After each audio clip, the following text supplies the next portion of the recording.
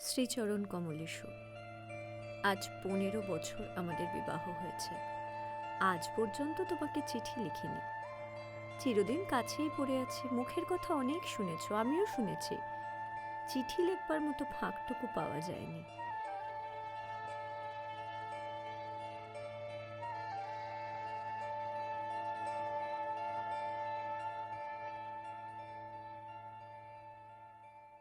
আজ আমি এসেছি তীর্থ করতে। তুমি আছো তোমার আপিসের কাজে।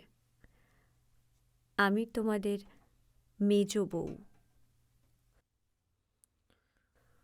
আজ 15 বছর পরে জানতে পেরেছি জগৎ এবং জগদীশ্বরের সঙ্গে আমার অন্য সম্বন্ধও আছে। তাই আজ সাহস করেই চিঠি লিখছি। এ তোমাদের মেজ বউয়ের চিঠি নয়।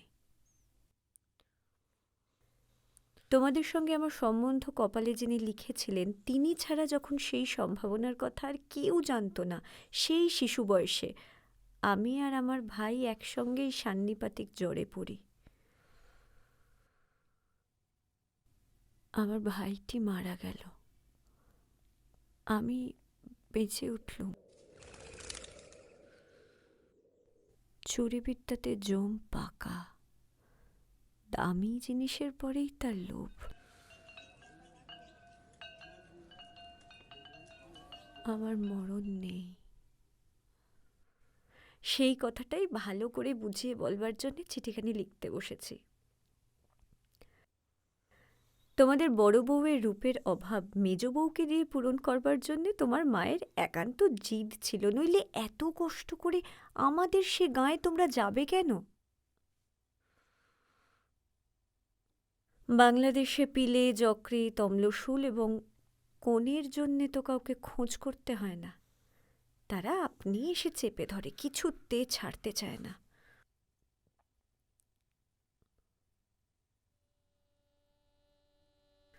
সমস্ত আকাশকে কাঁদিয়ে দিয়ে বাঁশি বাজতে লাগলো। তোমাদের বাড়িতে এসে উঠলুম। আমার খুঁতগুলি সবিস্তারে খতিয়ে দেখেও গিন্নির দল সকলেই স্বীকার করলেন, মোটের উপরে আমি সুন্দরী বটে। আমার যে রূপ আছে সে কথা ভুলতে তোমার বেশি দিন লাগেনি, কিন্তু আমার যে বুদ্ধি আছে সেটা তোমাদের পদে পদে স্মরণ করতে হয়েছে। ওই বুদ্ধিটা আমার এতই স্বাভাবিক যে তোমাদের ঘরকন্নার মধ্যে এত কাল কাটিয়ে আজও সে টিকে আছে। যাকে বাধা মেনে চলতে হবে সে যদি বুদ্ধিকে মেনে চলতে চায় তবে ঠোকর খেয়ে খেয়ে তার কপাল ভাঙবেই। কিন্তু কি করব বলো, তোমাদের ঘরের বউয়ের যতটা বুদ্ধির দরকার বিধাতা অসতর্ক হয়ে আমাকে তার চেয়ে অনেকটা বেশি দিয়ে ফেলেছেন। সে আমি এখন ফিরিয়ে দিই কাকে? তোমরা আমাকে মেয়ে জ্যাঠা বলে দুবেলা গাল দিয়েছ। কটু কথাই হচ্ছে অক্ষমের সান্ত্বনা, অতএব সে আমি ক্ষমা করলুম। আমার একটা জিনিস তোমাদের ঘরকন্নার বাইরে ছিল, সেটা কেউ তোমরা জানোনি। আমি লুকিয়ে লুকিয়ে কবিতা লিখতুম। সে ছাই পাশ যাই হোক না কেন, সেইখানে আমার মুক্তি। সেইখানে আমি আমি আমার মধ্যে যা কিছু তোমাদের মেজ বউকে ছাড়িয়ে রয়েছে সে তোমরা পছন্দ করনি। আমি যে কবি সেই 15 বছরেও তোমাদের কাছে ধরা পড়েনি।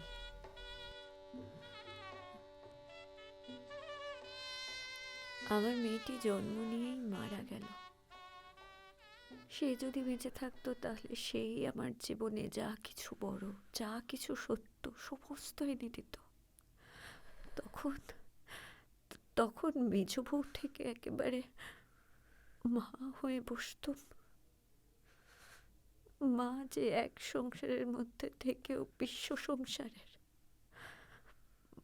মা হবার দুঃখটুকু পেলুম, কিন্তু মা হবার মুক্তিটুকু পেলুম না।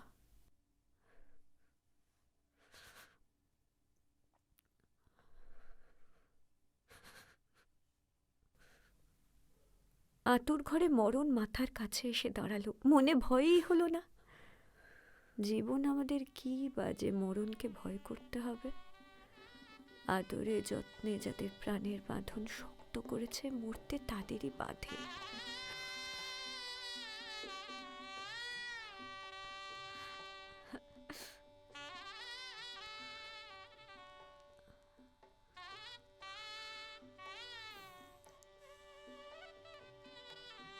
বাঙালির মেয়ে তো কথায় কথায় মরতে যায়, কিন্তু এমন মরায় বাহাদুরিটা কি? মরতে লজ্জা হয়, ওটা আমাদের পক্ষে এতই সহজ। আমার সংসারের পাকা বন্দোবস্তের মাঝখানে ছোট্ট একটুখানি জীবনের কণা কোথা থেকে উড়ে এসে পড়ল। তারপর থেকে ফাটল শুরু হলো।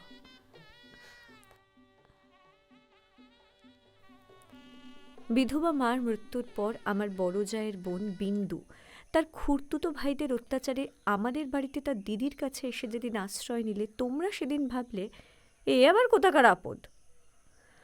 আমার পোড়া স্বভাব, কি করব বলো। দেখলুম তোমরা সকলেই মনে মনে বিরক্ত হয়ে উঠেছ। সেই জন্যেই এই নিরাশ্রয় মেয়েটির পাশে আমার সমস্ত মন যেন একেবারে কোমর বেঁধে দাঁড়ালো। বিন্দু বড় ভয়ে ভয়ে আমার কাছে এলো। তার ভয় দেখে আমার বড় দুঃখ হলো। আমার ঘরে যে তার একটুখানি জায়গা আছে সেই কথাটি আমি অনেক আদর করে তাকে বুঝিয়ে দিলুম। তোমরা এ ব্যাপার দেখে খুব একটা খুশি হওনি।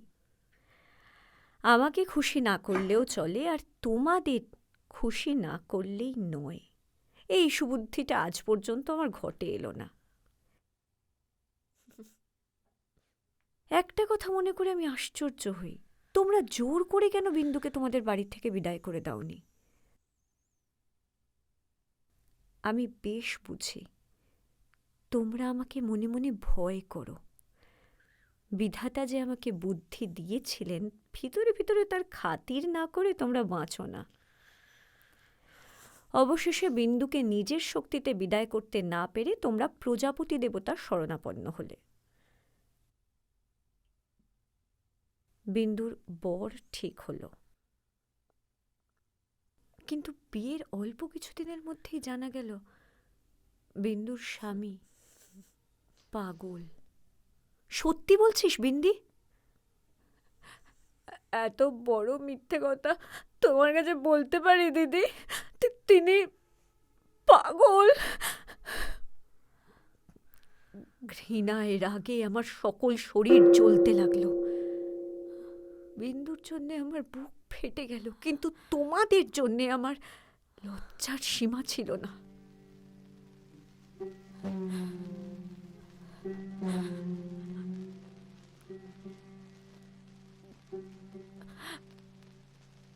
তোমাদের খুড়িমা তীর্থ করতে যাবেন বলে তোমাদের বাড়িতে এসে উঠেছেন। আমি তোমাদের বললুম আমিও যাব। আমার হঠাৎ এমন ধর্মে মন হয়েছে দেখে তোমরা এত খুশি হয়ে উঠলে যে কিছু মাত্র আপত্তি করলে না। বুধবারে আমার যাবার দিন, রবিবারে সমস্ত ঠিক হলো। আমি শরৎকে ডেকে বললুম, যেমন করে হোক বিন্দুকে বুধবারে তোকে গাড়িতে তুলে দিতে হবে। সেদিন সন্ধ্যার সময় শরৎ আবার এলো। তার মুখ দেখেই আমার বুক দমে গেল। আমি বললুম, শরৎ, সুবিধা হলো না বুঝি? সে বললে, না। আমি বললুম, রাজি করাতে পারলি না? সে বললে, আর দরকারও নেই। কাল রাত্রিরে সে কাপড়ে আগুন ধরিয়ে আত্মহত্যা করে মরেছে।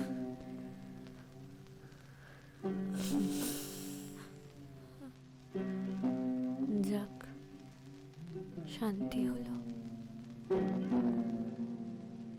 আমি তীর্থে এসেছি। বিন্দুর আর আসবার দরকার হলো না, কিন্তু আমার দরকার ছিল। দুঃখ বলতে লোকে যা বোঝে তোমাদের সংসারে তা আমার ছিল না। তোমাদের নামে আমি কোনো নালিশ উত্থাপন করতে চাই না, আমার এ চিঠি সেজন্য নয়। আমি তোমাদের সেই ২৭ নম্বর মাখন বড়ালের গলিতে ফিরব না। আমি বিন্দুকে দেখেছি। সংসারের মাঝখানে মেয়ে মানুষের পরিচয়টা যে কি তা আমি পেয়েছি। আর আমার দরকার নেই। তারপর এও দেখেছি ও মেয়ে বটে, তবু ভগবান ওকে ত্যাগ করেননি। মৃত্যুর মধ্যে সে মহান।